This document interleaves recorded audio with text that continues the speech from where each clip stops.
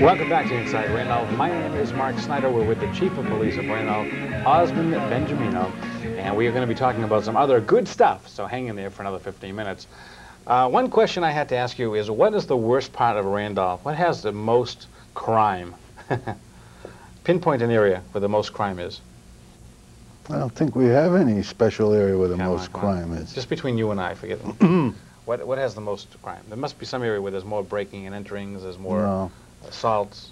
We don't have it listed that way as of yet. When we get our computer, we'll be able to come up with it better. But it's morally sparsely widespread. It's nothing one area is taken a blunt of. No? No.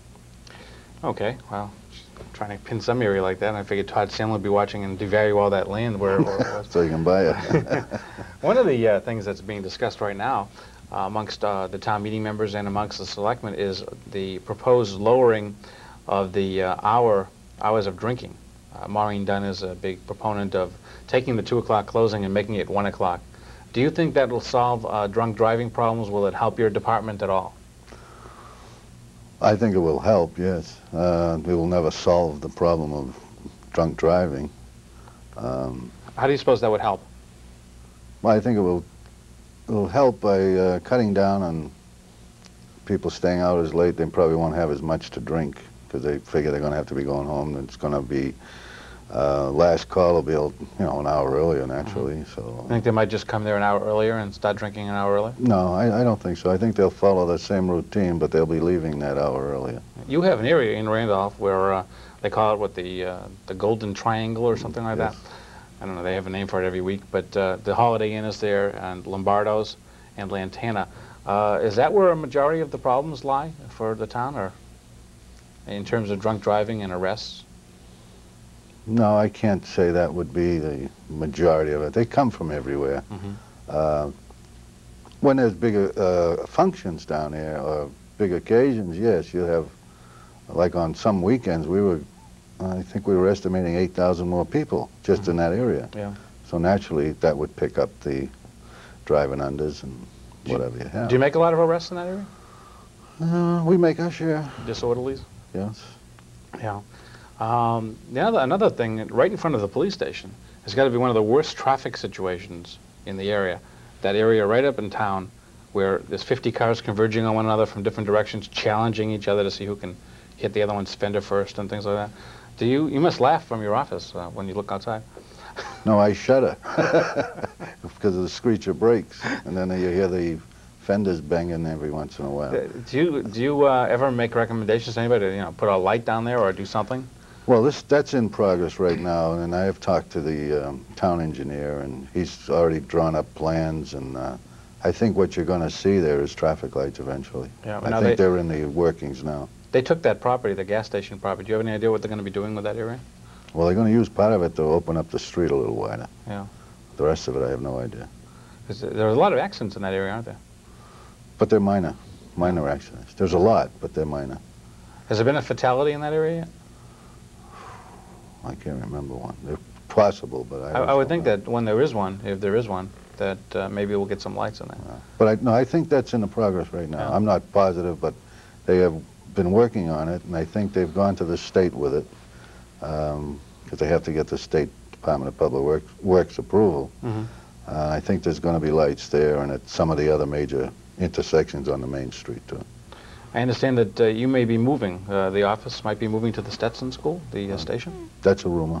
That's a rumor. I'm spreading it here. Here it is. It's a big rumor. Is there any authenticity to it at all? Any possibility? The only thing I had heard on it was if the town hall, all the employees from the town hall would move over in the police department. I don't think it's a good policy for the police department to move in with anybody. It's a different ballgame, and I don't think you can have your town officers say if they were up on the second floor working while we're rummaging downstairs with your disorderlies and your whatever you have coming in during the day. We do have them, and they get loud, and they get boisterous, and they get vulgar. I'm going to ask a dumb question here, but and I think I know the answer already, but I've never seen them, so I don't know. Do we actually have jails in Randolph?